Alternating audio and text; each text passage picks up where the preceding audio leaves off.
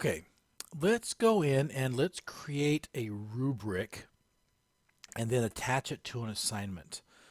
So let's start with clicking on the tab on the left that says rubrics. And again, this is available from every screen. Hit rubric.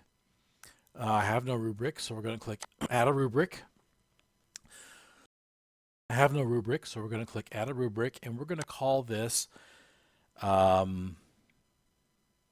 Nation Research Rubric, because that's for this class. And description, you could put a description in here, just telling what this is for. You know, the thing about online is most of you will be in the classroom that are doing this, but for those of you that are online professors, the more you explain, the more you communicate, the better off things are. So take a time and fill this in. So you've now created a Nation Research rubric for the Nation Research assignments. So now you're going to add the criterion. So the first thing you're going to do is you're going to either use an existing criterion, or you're going to duplicate an existing one, or you're going to create a new one. I have none, so I'm going to create it. Okay, and no, I want to create a criterion. All right, so now a whole new thing opens up. First of all, how much of this assignment do I want it to be, this first criterion to be worth? So I'm going to say it's 10%, and this is going to be grammar and spelling. Or Brammer, that's ironic, right?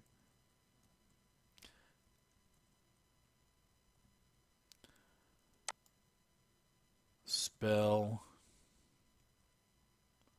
right. Okay. And then we're going to select the levels. So let's say we'll have 3 levels. Now we'll be kind of silly here, but perfect. We'll spell them all wrong since this is the... and you'll describe, what does that mean? You can type in here, perfect means that there were no grammar errors and there were no spelling errors, okay? And then let's say we add a 50% range. You're probably going to have about 7 or 8 ranges in here, but let's say you just add 3 ranges for simplicity's sake. Okay-ish,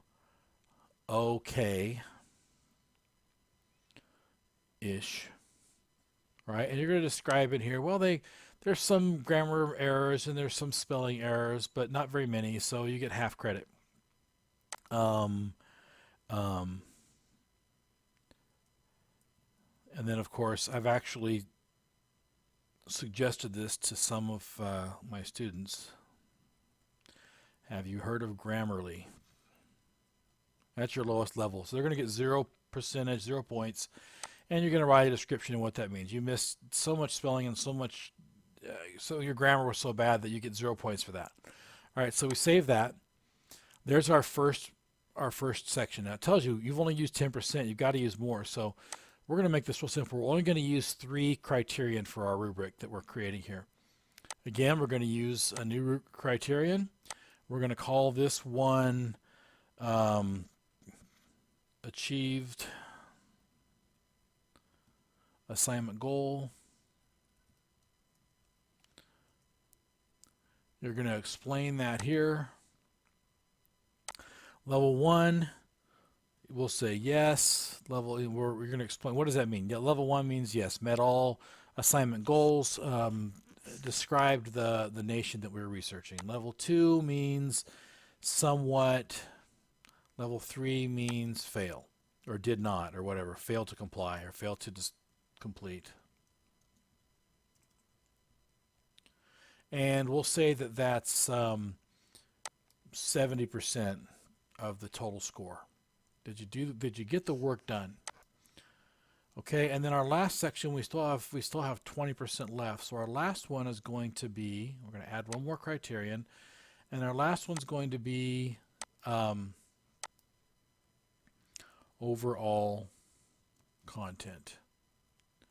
And you're going to describe what do you mean by overall content? You're going to explain that, and maybe you're placing their work at college level,